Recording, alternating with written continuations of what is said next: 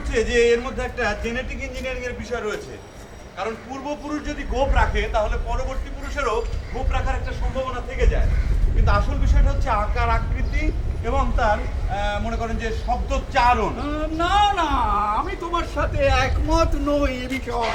না না না আঙ্কেল, আপনি একটু বোঝার চেষ্টা করেন। Time is fact for him. সে দেখতে কচি কিন্তু তার মুখে গোপ আছে। বয়স কখনো কখনো ও লুকিয়ে থাকে বাবা, প্রকাশ হতে চায় না। না না না, আছে সময় পার হয়ে যায়। বাট আঙ্কেল, প্রাণ ধারণ করে যে প্রাণী সে তো সময় পার করবেই। প্রাণ সময়কে পার করবে, কিন্তু সময় তো স্থির। সেই সময়ের সাথে প্রাণকে যদি স্থির করা যেত তবে প্রাণী বা মানুষের অবস্থার কোনো পরিবর্তন হতো না। তার মানে আপনি বলতে চাচ্ছেন সে স্থির? না না আঙ্কেল, এটা কি করে সম্ভব? সে তো আর বর্তমান অবস্থায় জন্মায়নি, আর জন্মের সাথে সাথেই তো তার গোপ গজায়নি। তাই তো আমি নিরলস সাধনা করে যাচ্ছি কি করে বয়সকে এক জায়গায় স্থির করে রাখা যায়। আচ্ছা, তুমি যে ছেলেটির কথা বললে সে তো ভিন্ন গ্রহের কেউ হতে পারে, মানে অ্যালিয়েন। পারে কি? ছেলেটির কণ্ঠ কিরকম? এই কেমন যেন মেলি মেলি। চেহারা কচি কিন্তু গোপ আছে, আবার কণ্ঠ মেয়েলি ধাঁচে। কোনো গোপালা মেয়ে নয় তো আঙ্কেল? মেয়েওয়ালা গোপও হতে পারে। মেয়ালা গোপ মানে? মানে ওই গোপটাই কি মেয়েটাকে বয়ে বেড়াচ্ছে? না, ভাবছি আর কি, গোপের বয়সটাকে কোনোভাবে যদি স্থির করে রাখা যায় আর কি। তাহলে মেয়েটার কি হতো? সেটা তো তুমি ভাববে। তুমি ভাববে মেয়েটা অথবা ছেলেটার কথা, আর আমি ভাববো গোফের কথা, গোফের বয়সের কথা।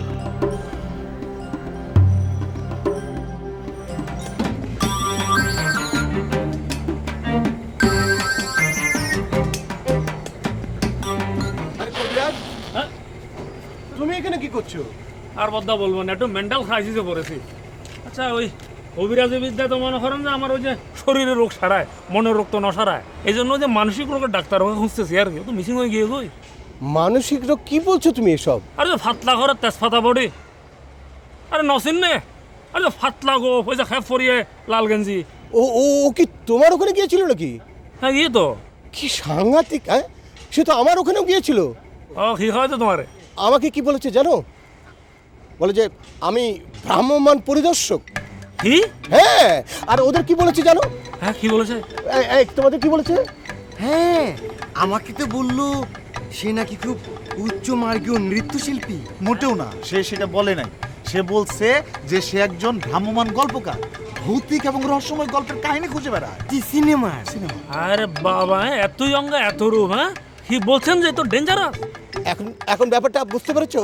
আমি বলেছিলাম না, আমি বলেছিলাম যে এই বোর্ডিংয়ে একজন অবাঞ্ছিত লোক যাতায়াত করছে।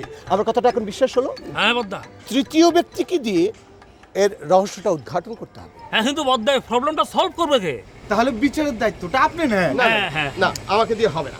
কেন? আমি বাম রাজনীতিবিদ। হ্যাঁ। আমি আন্দোলনের সামনে থেকে আন্দোলনকে বেগময় করার জন্য সবসময় নেতৃত্ব দিয়ে থাকি। কিন্তু বদ্দা প্রবলেমটা সলভ করবে কে?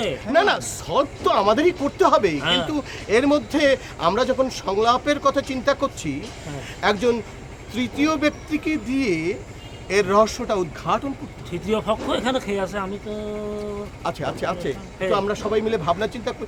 পেয়েছি হে বদ্দা কে? হ্যাঁ, রুস্তম। হ্যাঁ একদম perfect। রুস্তম বদ্দা হলে তো আর কোনো কথা নাই, চলে। রুস্তম হ্যাঁ, হলে তার কাছে আমাদের গিয়ে- সমস্যা সমাধান হবে। অবশ্যই তার কাছে কমপ্লেন করতে হবে। আসেন চলো, বোর্ডিং এর মধ্যে হতে চলো, চলো, চলো, চলো, নানান চলো, ধরনের চলো, চলো, চলো,